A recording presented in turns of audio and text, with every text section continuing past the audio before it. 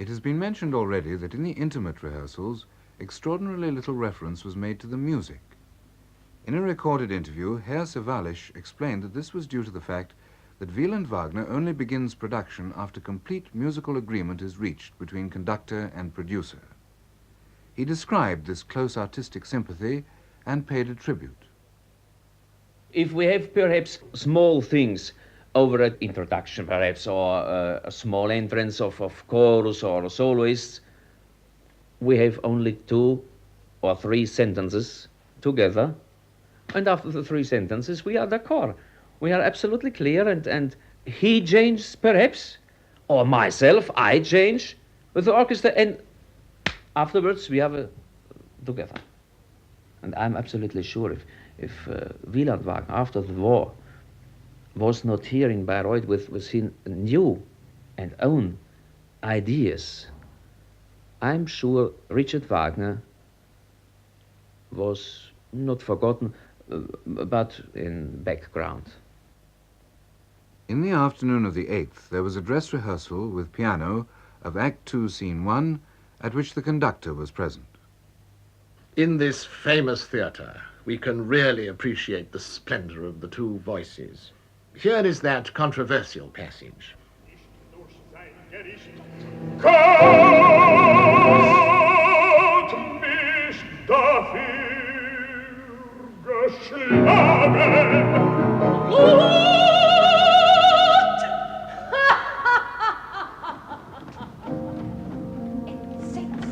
Entsetzlich, wie tönt aus deinem Munde furchtbar der Name.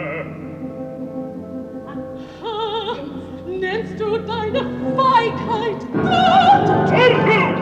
Willst du mit Rom mir eine Weibe drohen? O Feiger, hättest du so grimmig gedroht, denn jetzt dich in das Listen to Irene Dalis at the lines, God's strength, ha ha, give me the power, and you will see the weakness of his protecting God. zu entgegnen wüsst, der fänd ihn schwächer als ein Kind. Je schwächer ihr, desto gefangen kämpft der Gottes Kraft. Gottes Kraft! Ha, ha! Gib mir die Macht! Und sicher zeig ich dir, welche Wache Gottes ist, der ihn beschützt.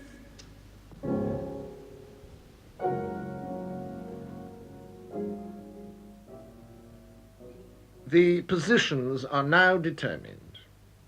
Ortrud and Frierich, standing at opposite ends of the semicircular set, remain static throughout the scene. The remedy seems quite absurdly simple, but it is the right one. All the acting is now in the expression. The way ahead is clear. The next day, on the 9th of July, the singers met the orchestra for the first time in a second dress rehearsal.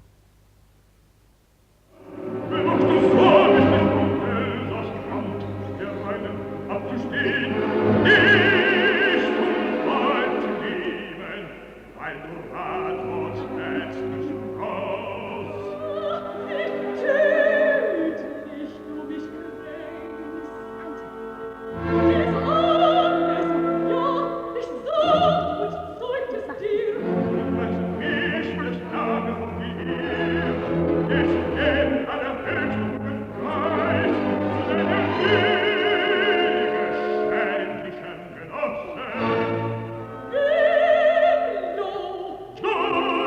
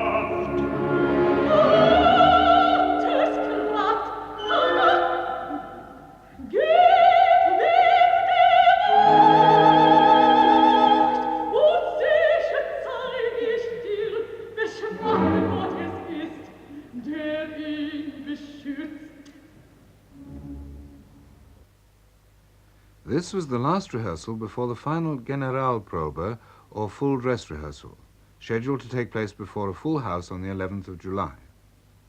By the evening of the 9th, the scene had been in rehearsal for nearly 14 hours. Miss Dalis gives her impressions of the experience. When I first came to Bayreuth, I had a completely different idea about the Ortrud, and I suppose, as you noticed, with our first rehearsal, I didn't quite understand what Wieland Wagner wanted, but as usual, he took the time to explain. My character, he explained, is entirely evil, and I had never played it this way before. Not entirely evil. I thought she was a human being, but through the rehearsals, Mr. Wagner did see it was necessary to change some of the ideas and to have less action all the time. It is difficult to portray a character the way Wieland Wagner wants it, because, particularly for me this time, as Ortrud, I suppose you've noticed during the rehearsals that I practically stand still during the entire opera, for me, and smile. Now, to smile through an entire opera and still try to remain evil is not easy. It sounds easy. I thought it was simple the first day he explained it to me. But it takes much more concentration than movement does. On stage, I actually found that I had to sing with practically half voice to bring out the quality that they wanted, this very coldness of character and the sureness that this woman has. With the laugh that I give after Telram once says that he has been ruined by God's power, and I answer God, and Mr. Wagner wanted to laugh, and we found in the theater it was just too big a laugh, so now it's rather an intimate laugh, and it sounds even worse that way. It does sound more evil. Actually, I feel right now that I'm singing the role in half voice. It's much different. At the Metropolitan, I suppose I wanted to be like the Ortruds of the past. I thought an Ortrud should sing with very heavy contralto voice, but now I've cut it down to about half voice. Ortrud is actually the only purely evil character, and as Wieland Wagner told me, always think about it as an intellectual spider. And those two words have made me, now I've spent many a sleepless night figuring out what an intellectual spider would do. And also he wants me always to have my arms folded. And it's very difficult to have your arms folded and still keep very strong. You can just look very comfortable with your arms folded. You might look like you're not interested in anything going on. But I'm doing my best, and I am convinced that she is an intellectual spider, and I am enjoying every rehearsal with him. When I think about the way I did Ortrud at the Metropolitan as compared to what I do here, I really have to laugh. I look back now at my Metropolitan Ortrud as something from the silent movies compared to what Mr. Wagner wants. Whenever I do try now a gesture in my old-fashioned way, I feel that, well, we have a good word in America, we say it's corny. I don't know whether you have that word in England or not, but it is corny. His subtle approach to each character actually, in the end, has more emphasis and is more direct and always stronger. It should be added that Herr Wagner did in performance restore Ortrud's laugh to its original violence. Mr. Ramon Vinay now gives his impressions. It's exciting. I can only say that it is exciting, and it's not only my point of view, because among us we talk a lot, and the year that Wieland Wagner has given us a lot of rehearsals, that has been for us a good year in Bayreuth, no matter how many performances, what the critics were. But the fact is to work with him.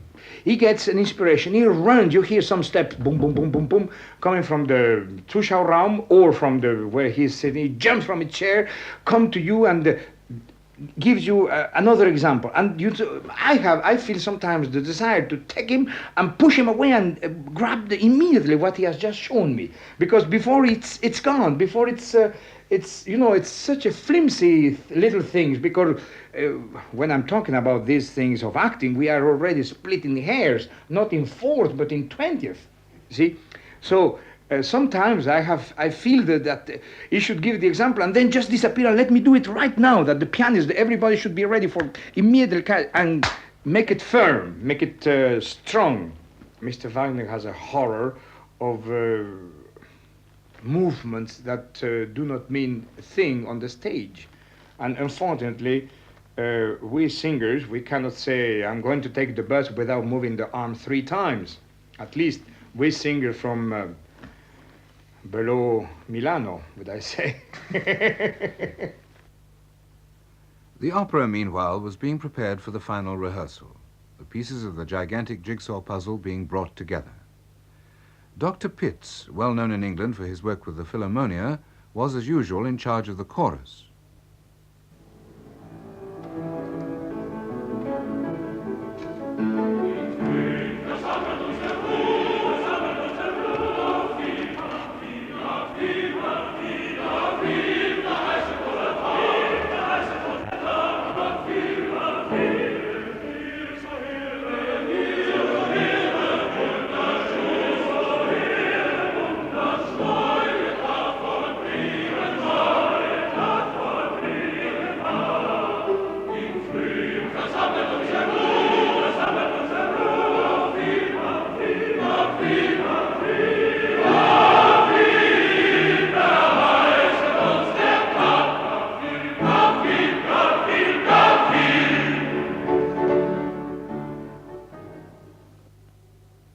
On the 12th of July, after a successful Generalprobe, Herr Wieland Wagner gave his views in an interview with Geoffrey Skelton.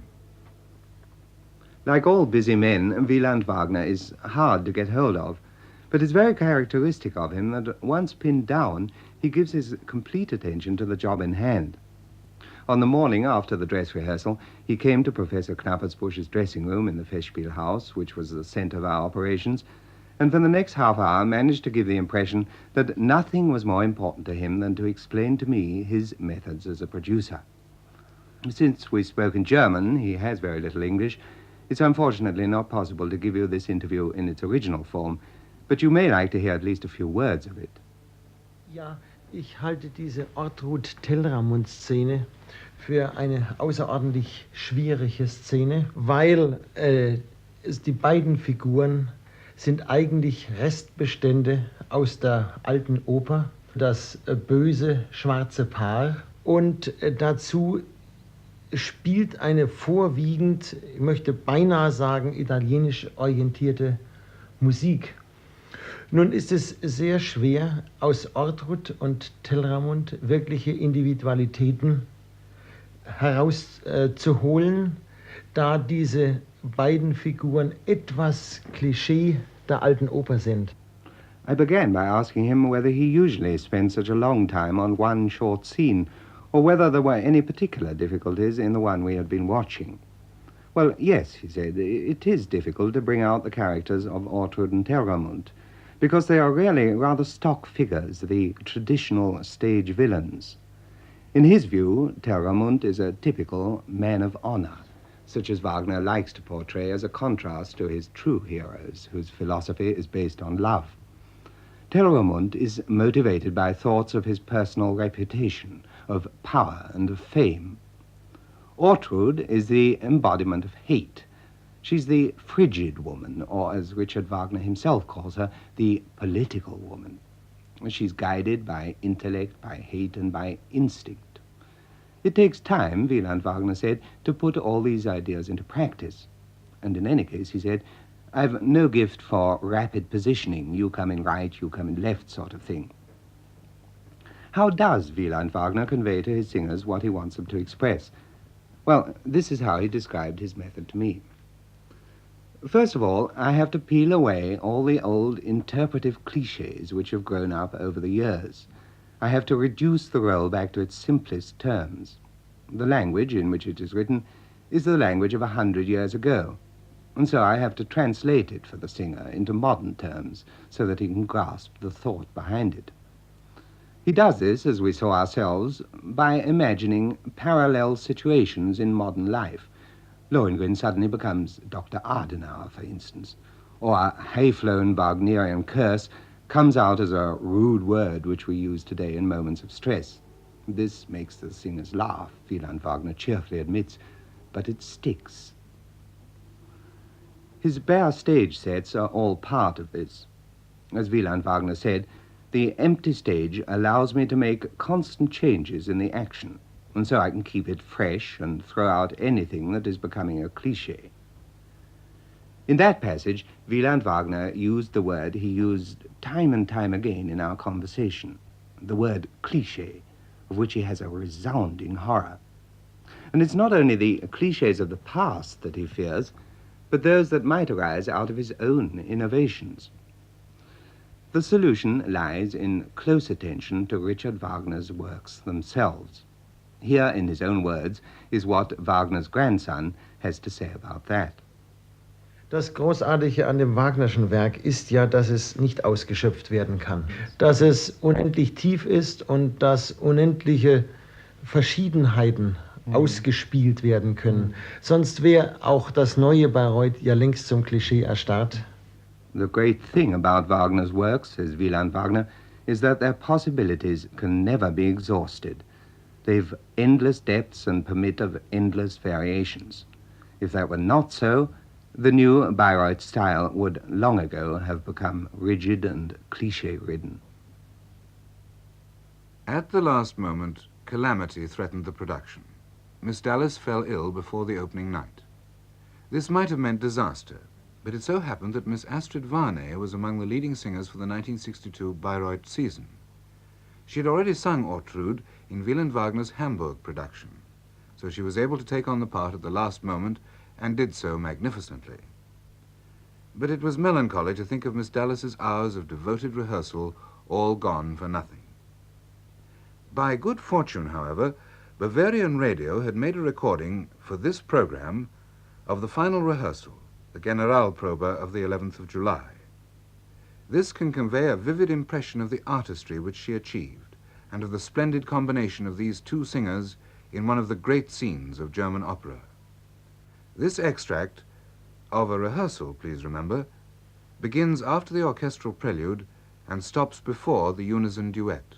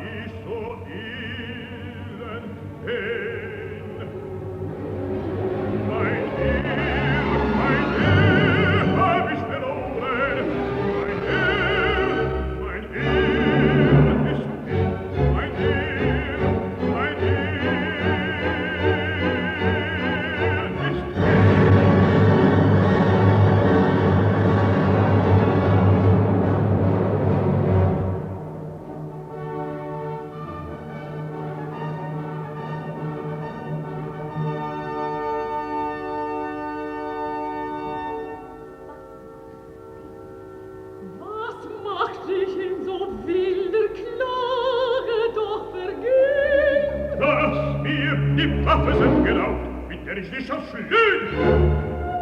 Dresche Graf und Helmut, weshalb misstraust du mir? Du fragst, was ist dein Zeugnis, deine Kunde, die mich bestrickt, die Reine zu verklagen? Wie du im düsteren Wald zu Haus, logst du mir nicht von deinem wilden Schloss aus, die Untat habest du verüben sehen, mit einem Auge, wie Elsass hat dem Bruder im Feuer dort verdrängt, und strecktest du mein stolzes Herz durch die Weissagung nicht. Bald wird der Anmut alter Fürstenstamm von neuem grünen herrschen im Brabant. Bewacht du so, bist du von Elsass Hand der Reinen abzustehen, dich zum Weib zu nehmen, weil du Rat und Ärzte sprachst. Ach, mich tödlich du mich kränkst. Des Armes, ja, ich sagt und zeugt es dir. Und was es mich, den Name hoch in dir, es neben allerhöchsten Tugendpreis zu deiner Lüge schändlichen Genossen. Wer log? Du hat nicht durch sein Gericht Gott mich dafür geschlagen.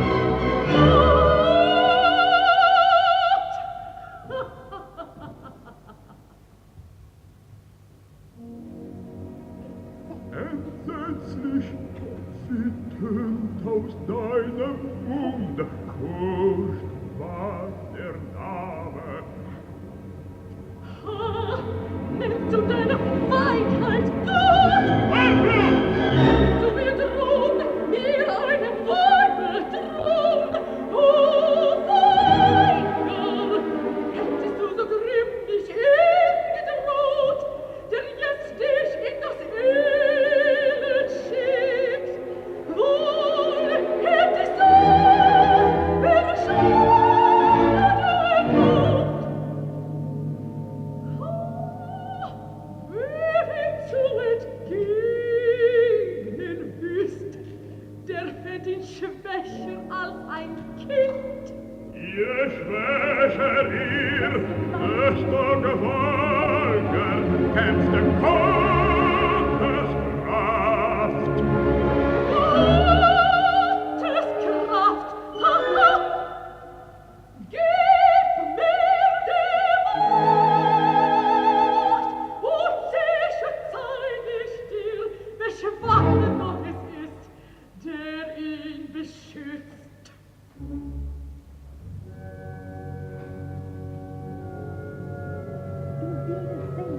Wilde Seherin, wie fühlst du doch geheimnisvoll den Geist mir neu berücken? Ich will gestreckt in sich zur Übung.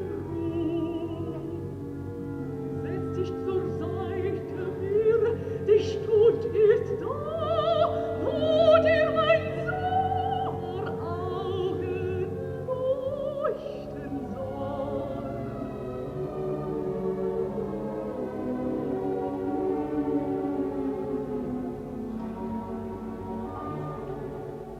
Weißt du, wer dieser Held, der ein Schwan gezogen an das Land? Nein, Was gibst du doch es zu erfahren? Wenn ich dir sag, ist er gezwungen zu nennen, wie sein Name und Art, all seine Macht zu Ende ist, dem wie von ihm ein Zauber bleibt. ha, dann ergriff ich sein Verbot.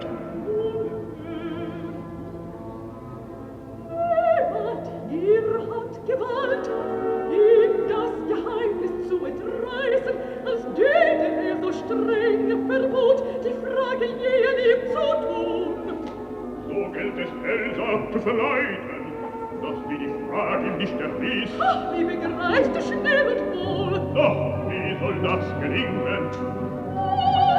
Von allem gilt's, wohin nicht zu fliehen, drum schärfe deinen Witz, größte Not von mir zu wecken, tritt vor, klag ihn des Zaubers an, mit dem das Gericht getäuscht. Ha! Du zauberst nicht. Es gibt's, so bleibt den Weg zu der Gewalt. Gewalt! Sonst nicht bin ich in geheimsten Künsten tief erfahren. Du machst sehr wohl, was ich dir sage. Nicht böse, das durch Zauber stark, wird in des Leibes kleinstes Glied entrissen nur, muss sich alsbald ohnmächtig zeigen. Es ist... Ach, bist du wahr? Hättest du im Kampf an einen Finger ihm, ja eines Fingers gelegte schlagen, er hat, er war in deinem Ach, was lässest du mich hängen? Du Gott, geschlagen wendet ich mich. Dann liest du's Blut, ist das Gericht mit Hellen. Du zauberst nicht, verlor mein Elend ich. Doch meine Schande kennt dich retten, erzeugen kennt ich meine Treu, des Schulenburg ich kennt ihm retten, und eine Irrgen hätt ich neu. Und was in der Nacht ich vor mir seh, betriegst du jetzt mich noch, da bin mir weh. wie du rasest, ruhig und besonnen, so lehr ich dich, die Rache Sätze wandern.